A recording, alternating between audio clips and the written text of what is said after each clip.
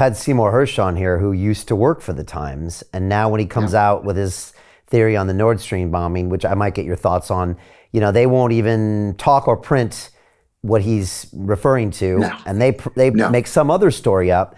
And you spent a lot of time in the CIA, and about psyops, and about surveillance. When you look at the New York Times, how do you explain that to yourself? Is there someone at the top that just says, we take the left narrative and we magnify it? It can't be that simple. Or do they really believe in what they're doing? No, it's not that simple. Okay. Yeah, they do believe in what they're doing. And you know what? I'm going to answer your question with a short story. My last job at CIA headquarters was as the executive assistant to the CIA's deputy director for operations. Very important job, access to literally everything, and long, hard hours.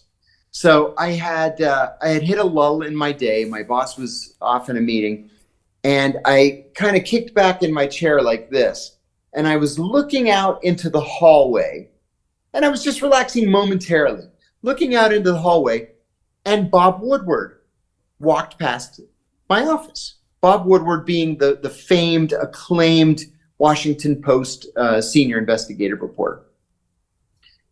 And my brain didn't believe what my eyes had seen. So I said to the secretary, "Hey, was that Bob Woodward that just walked past the office?" And she said, "Yeah." I said, "Without a security escort, Bob Woodward is just walking the halls of CIA headquarters." And she said, "Oh, you didn't see the director's email?" And I said, "No." She said, "Yeah, they gave him free rein. He's writing a book, and we've all been ordered to cooperate with him." Well, I refused. I mean, one of the holy of holies at the CIA is that you never, ever talk to the media for any reason. Well, I came to learn that of course you talk to the media when you know the media are willing to carry your water for you.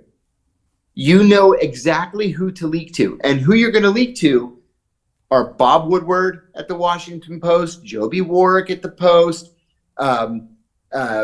David Ignatius at the Post, and a half a dozen people at the New York Times.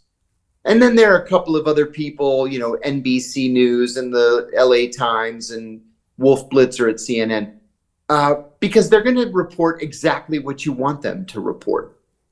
So it's not as clear cut as most Americans believe. I'll give you another example. I was only on the job for a couple of weeks.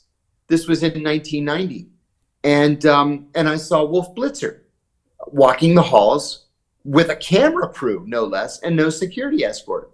And he was doing a stand-up with his microphone right in front of a sign that said CIA Historical Intelligence Collection. It was an offshoot of the CIA library.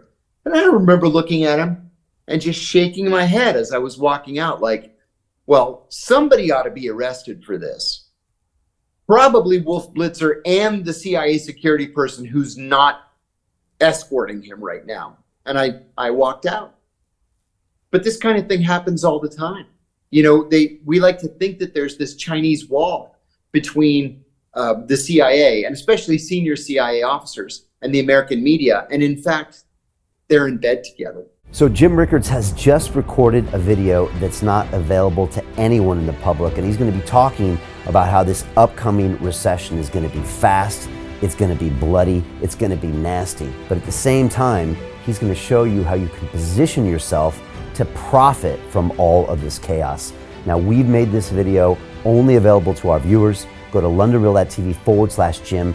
Watch that immediately. I can't say enough good things about Jim Rickards. He understands the global economic system better than any guest I've ever had on London Real.